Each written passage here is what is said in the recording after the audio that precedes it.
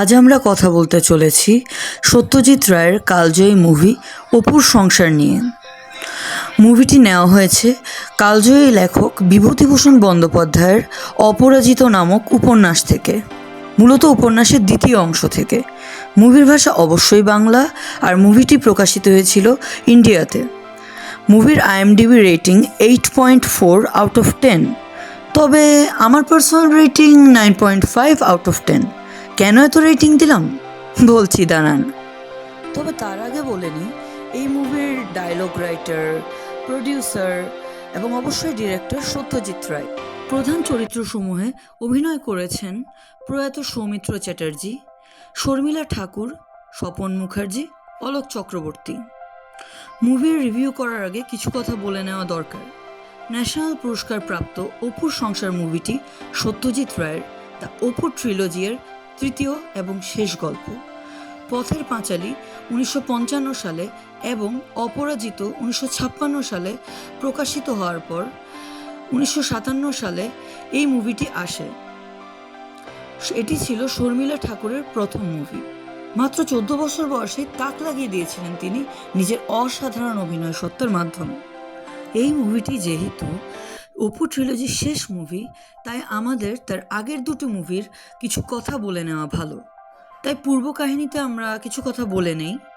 অপুর সংসার সম্পর্কে জানতে হলে আমাদের তার আগে দুটি মুভি অর্থাৎ পথের পাঁচালী এবং অপরাজিত নিয়ে অল্প কথা বলতে হবে, কারণ প্রধান চরিত্র অপুর জীবনী শুরুই হয়েছে পথের পাঁচালী উপন্যাস বা বলতে পারি মুভিটি থেকে।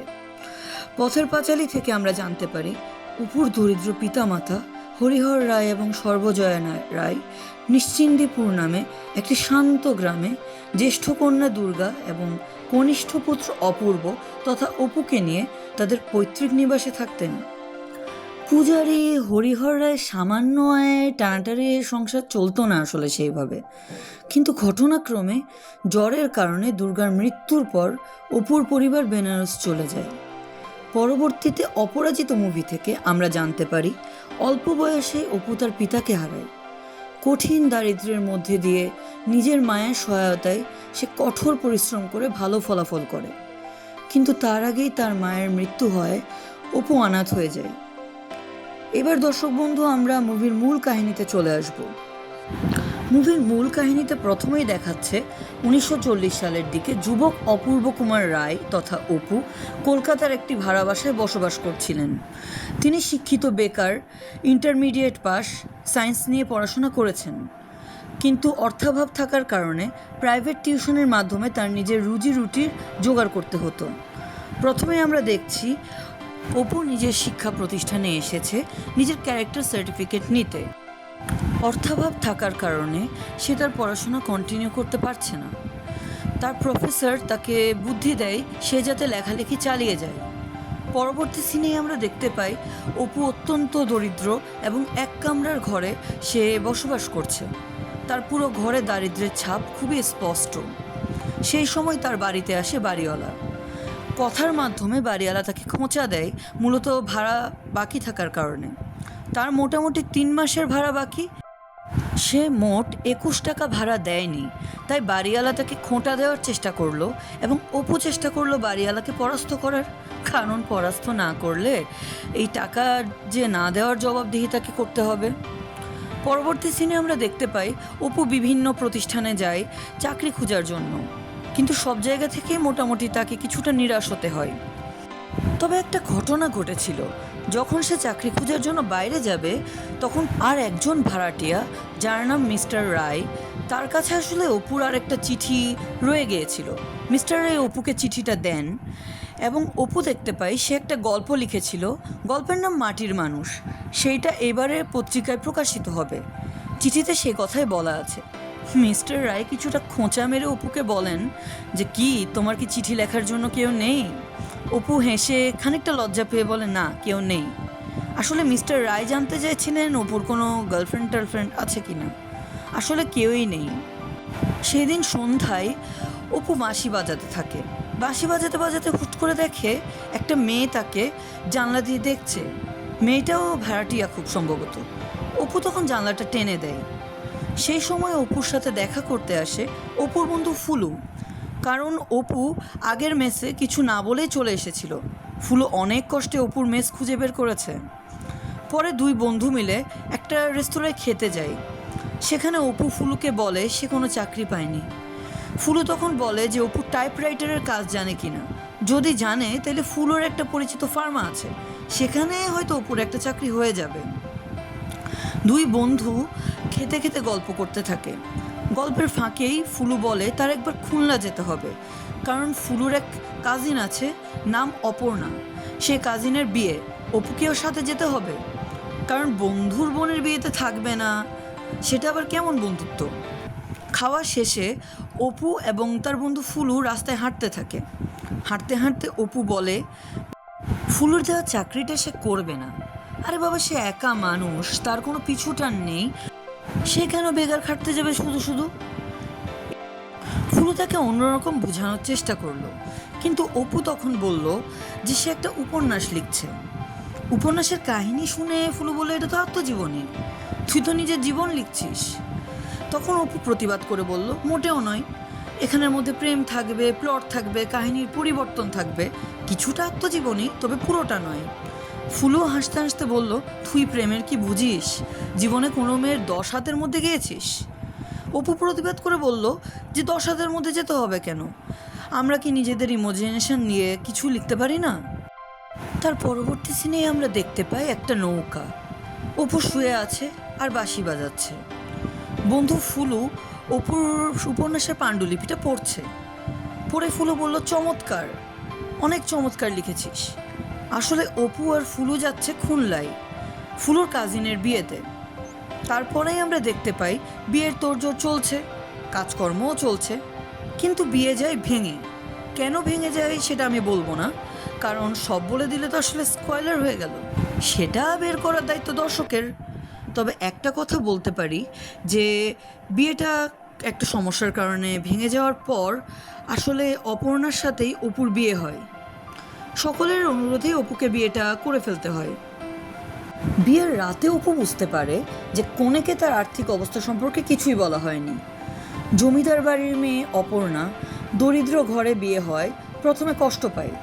দর্শক বন্ধুরা একটা সিন দেখবেন যেখানের মধ্যে অপর্ণা কাঁদছে অপুর ঘরের জানলা দিয়ে তাকিয়ে, কিন্তু ধীরে ধীরে অপর্ণা আসলে খুব সুন্দরভাবে অপুর সাথে মানিয়ে নেয়।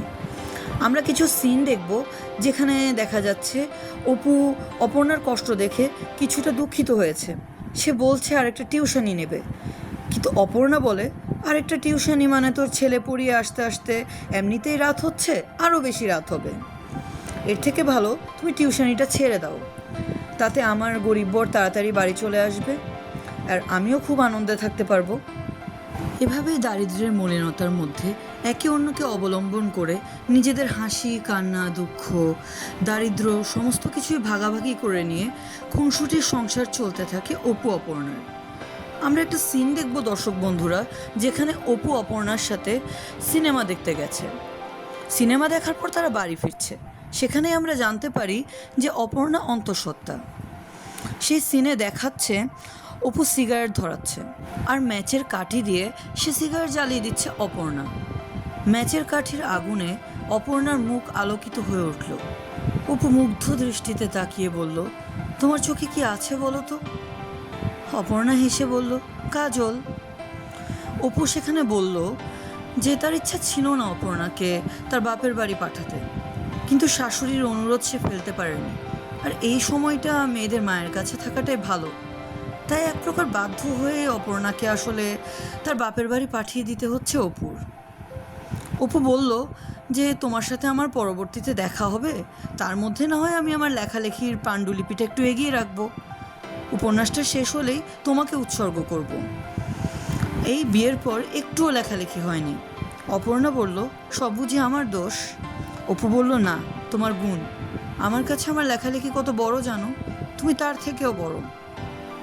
দর্শক বন্ধুরা, এখানে একটা সিন আছে, সেই সিনে দেখতে পাবেন ট্রেন চলে যাচ্ছে, অপর্ণা নিজের ভাইয়ের সাথে নিজের বাপের বাড়ি যাচ্ছে। অপু তাকিয়ে আছে অপর্ণার দিকে একটা অত্যন্ত দুঃখের দৃষ্টিতে, যেন তার কত কিছু চলে যাচ্ছে। এই সিনটা একটু ইম্পর্ট্যান্ট, কারণ এই সিনে অপুর যে দুঃখ অপর্ণা চলে যাচ্ছে, সে দুঃখ আসলে স্থায়ী হবে চিরকাল। আমরা দেখতে পাবো নিজের সন্তান কাজলকে জন্ম দিতে গিয়ে অপর্ণার মৃত্যু হয়েছে এবং অপু ছেয়ে গেছে দুঃখে। আমরা দেখতে পাবো একটা সিন, যে সিনের মধ্যে অপু অপর্ণার একটা চিঠি পেয়েছে। সেই চিঠিতে অপর্ণা অপুকে বলছে অপু যেন তাকে তাড়াতাড়ি বাড়িতে নিয়ে আসে, যেন তাড়াতাড়ি তার সাথে দেখা করতে আসে। আর যে মেয়েটা অপুকে প্রায় সময় দেখে, সে ভাড়াটিয়া মেয়েটার উপর নাকি খুব হিংসা হয় অপর্ণার। আসলে বন্ধুরা, এটাই তো প্রেম। আমরা দেখতে পাবো সে চিঠি পেয়ে অপু খুব খুশি হয়।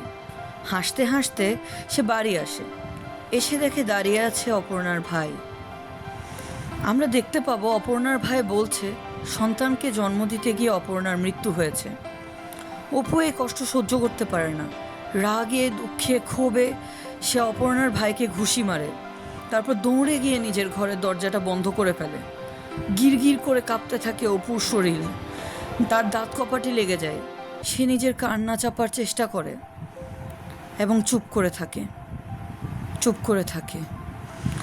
প্রায় অনেক দিন পর অপুর এক পরিচিত প্রতিবেশিনী আসে, অপুকে বুদ্ধি দেয় আরেকবার বিয়ে করার।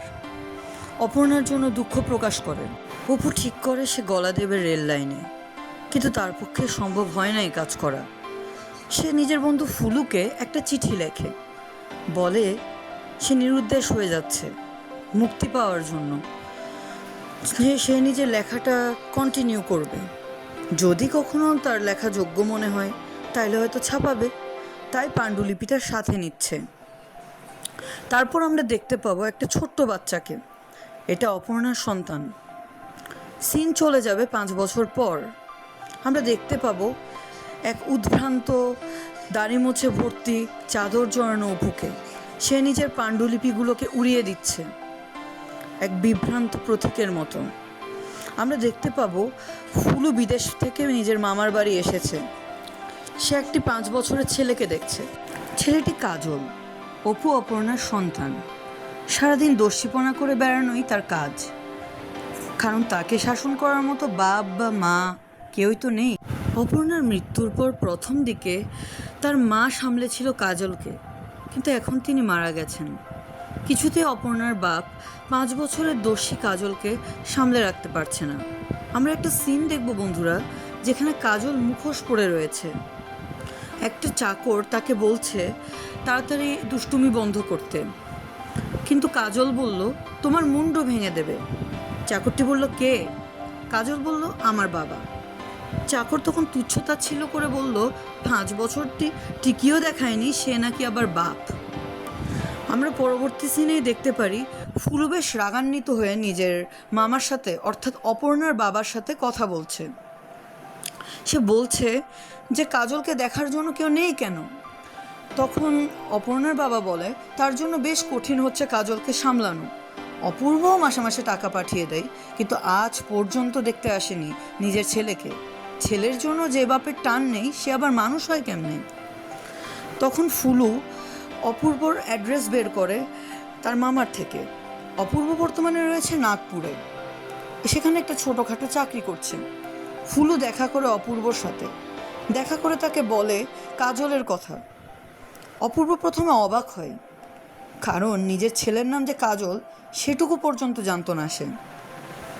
তাকে একটু চাপ দিতেই বের হয়ে আসে আসল সত্য। অপূর্ব মূলত কাজলের সাথে দেখা করতে চায় না, কারণ মনে মনে সে বিশ্বাস করে অপর্ণা নেই, কারণ কাজল আছে। অপর্ণার মৃত্যুর জন্য তার ছেলে কাজলই দায়ী, এমনটাই বিশ্বাস অপূর্বের। অপূর্ব ফুলুকে বলে তুই ওর জন্য একটা বোর্ডিং স্কুলের ব্যবস্থা করে দিতে পারিস না? দরকার পড়লে আমি মাসে মাসে টাকা পাঠিয়ে দেব। ফুলু বলে সে কাজটা তো তুইও করতে পারিস। বন্ধুর জোড়াজুড়িতে অপূর্ব দেখা করতে যায় কাজলের সাথে। নিজের শ্বশুরকে প্রণাম করে তার স্ত্রীর কিছু গয়না শ্বশুরকে দেয়। সে চেষ্টা করে কাজলের সাথে ভাব করতে। বন্ধুরা, আমরা একটা সিন দেখতে পাবো যেখানে অপূর্ব অপর্ণার ঘরে ঢুকছে। এটা সেই ঘর যে ঘরে তাদের ফুলশয্যা হয়েছিল। সেখানে শুয়ে আছে অসুস্থ কাজল। অপূর্ব চেষ্টা করে কাজলের সাথে ভাব করতে, তাকে খেলনা গাড়ি এনে দেয়, কিন্তু কিছুতেই ভাব করতে পারে না। আমার ব্যক্তিগত ধারণা, কাজল তার বাবার উপর রাগ করেছিল, কারণ বাবা তাকে কখনো দেখতে আসেনি, তার সাথে কথা বলতে আসেনি, তাকে ফেলে রেখে গেছে। আমরা দেখতে পাবো অপূর্বর পক্ষে সম্ভব হচ্ছে না কাজলকে নিয়ে যাওয়া। সে তার শ্বশুরকে বলল কাজলকে আরও কিছুদিন রাখতে হবে তার কাছে, তারপরও না হয় অপূর্ব চেষ্টা করতে পারে তাকে নিয়ে যাওয়ার। তার দ্বারা সম্ভব হচ্ছে না কোনোভাবেই কাজলকে নিজের কাছে আনার। শ্বশুর তখন তুচ্ছ-তাচ্ছিল্য করে বলল, হ্যাঁ, তোমার দ্বারা তো কোনো কিছুই সম্ভব হচ্ছে না, আমি জানি সেটা। আমরা দেখতে পাই অপূর্ব যখন চলে যাচ্ছে তখন পিছু পিছু আসছে কাজল। অপূর্ব কাজলকে বলে, তুমি কেন এসেছো? কাজল তখন যা বলে তার মূল কথা হলো সে অপূর্বর সাথে যেতে চায়। কাজল জিজ্ঞাসা করে অপুকে, কে তুমি? তখন অপূর্ব বলে, তোমার বন্ধু। কাজল বলে, বাবা তাকে মারবে না, বকবে না, তাকে কলকাতায় নিয়ে যাবে? অপূর্ব বলে, নিয়ে যাবে। আমরা দেখতে পাই শেষ সিনে কাজল বসে আছে তার বাবার কাঁধে। অপূর্বর চোখ মুখে দীপ্তি, আনন্দের প্রকাশ, যেন এক নতুন সূর্য উঠছে, এবং সেদিকে তাকিয়ে আছে কাজল আর তার বাবা। বাবা ছেলের পথ চলা দিয়েই শেষ হচ্ছে অপুর সংসার গল্প। বন্ধুরা, এবার আমরা চলে আসব এই মুভির রিভিউতে, অর্থাৎ তার পজিটিভ এবং নেগেটিভ দিক। চলুন শুরু করি পজিটিভ দিক দিয়েই, যেহেতু ভালোটাই আগে বলতে হয়। সাদা কালো এই ছবিতে ক্যামেরার ব্যবহার অসাধারণ। কিছু কিছু ডায়লগ আর সিন এত সুন্দর যে মনে গেঁথে যায়। মুভির শুরু, মাঝের কিছু অংশে, শেষে সেতার বা অন্য কোনো মিউজিক্যাল ইনস্ট্রুমেন্টের অদ্ভুত সুন্দর একটা সুর বাজতে থাকে, যেন মনে হয় প্রাচীন, আবহমান, অথচ সুন্দর, সাবলীল, সরল, অতি সাধারণ পথ চলার গল্প। গল্পের সাথে মিউজিকের মিল অসাধারণ। কিছু সিন, যেমন অপর্ণার বিয়ে ভেঙে যাওয়ার পর তার এক্সপ্রেশন, দরিদ্র স্বামীর ঘরের অবস্থা দেখে অপর্ণার দুঃখের এক্সপ্রেশন, সিগারেট হাতে অপু অপর্ণার দিকে তাকিয়ে থাকা, অপর্ণার অপুকে সিগারেট জেলে দেওয়া, চিঠিতে প্রেম, অপুর নিজের উপন্যাসের পাণ্ডুলিপি উড়িয়ে দেওয়া ইত্যাদি যেন মনে দাগ কেটে যায়। বিশেষত দুটি সিনের জন্য প্রয়াত সৌমিত্র চ্যাটার্জি অন্তত 50 বছর মানুষের মনে থাকবেন। তার মধ্যে একটি হলো অপর্ণার ট্রেন চলে যাওয়ার সময় অপুর তাকিয়ে থাকা, আর অপর্ণার মৃত্যুর পর অপুর এক্সপ্রেশন। আমি অবশ্যই বলতে চাই, প্রতিটি সিনের সময় ক্যামেরার ঠিক যেভাবে ফোকাস করা দরকার ছিল সেইভাবেই ফোকাস করা ছিল। তাছাড়া কিছু কিছু কালজয়ী ডায়লগ এই মুভির অবিচ্ছেদ্য অংশ। মুভিতে অপু অপর্ণার হাসি কান্না, সুখ দুঃখের গাঁথা, ক্ষুদ্র ক্ষুদ্র যত্ন আর একটুখানি আবেগ আপনাকে অসাধারণের মাঝেও এক সাধারণ মিষ্টি দম্পত্যের গল্প শোনাবে।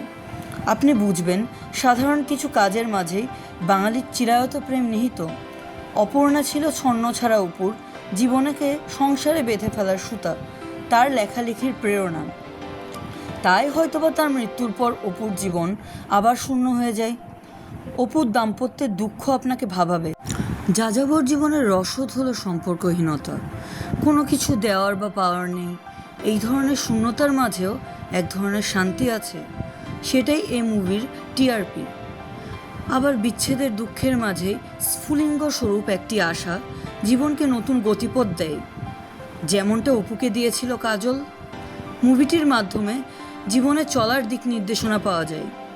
অপুকে যেমন তার পরিবারের কেউই বেঁধে রাখতে পারেনি, আমাদের চলার পথেও হাজার মানুষ আসা যাওয়া করে, তাদের কেউই মূলত মানব জীবনকে বেঁধে রাখতে পারে না। জীবন চলে আবাহমান কাল ধরে নিজ গতিতে, বহমান স্রোতের মতো সাধারণ পথ চলাই এই মুভির টিআরপি। যদি আমরা নেগেটিভ দিক নিয়ে কথা বলি, তবে বলতে হবে নেগেটিভ দিক খুবই অল্প এই মুভিতে। তবে কিছু কিছু নেগেটিভ দিক আমার চোখে পড়েছে। মুভি এবং বইয়ের একটি নেগেটিভ দিক হলো অপুর পিতৃত্বের কলঙ্কিত অধ্যায়। মায়ের মৃত্যুর জন্য তার অবোধ সন্তানকে দায়ী করে জন্মাবার পর তাকে ছেড়ে চলে যাওয়া কোনো পিতার কাজ হতে পারে না। এখানে অপু আবেগের দ্বারা ইনফ্লুয়েন্স হয়ে নিজের সন্তানের প্রতি অবিচার করেছে। তাছাড়া মুভি বা গল্পে পিতা পুত্রের সম্পর্ক স্পষ্ট নয়, তাদের মধ্যকার কেমিস্ট্রি সেভাবে দেখানোই হয়নি। খুব বেশি হলে 5 থেকে 6 মিনিট অতটুকু টাইমই দেওয়া হয়েছে পিতা পুত্রের কেমিস্ট্রিকে, যেটা আমার মনে হয়েছে যথেষ্ট নয়। পরিশেষে বলতে পারি, অপুর সংসার সত্যজিৎ রায়ের কালজয়ী সৃষ্টি। ক্লাসিক বাংলা মুভিতে যাদের ইন্টারেস্ট আছে, এই মুভিটি তাদের জন্য চকলেট কেকের মতো। অন্যান্য মুভি লাভারদের জন্যও এই মুভিটি মাস্টারপিস। মুভির কিছু কিছু সিন এবং ডায়লগ লুপে দেখার মতো। এক্সপ্রেশন কিভাবে দিতে হয় সেটা দেখার জন্য হলেও মুভিটি অন্তত একবার দেখা উচিত।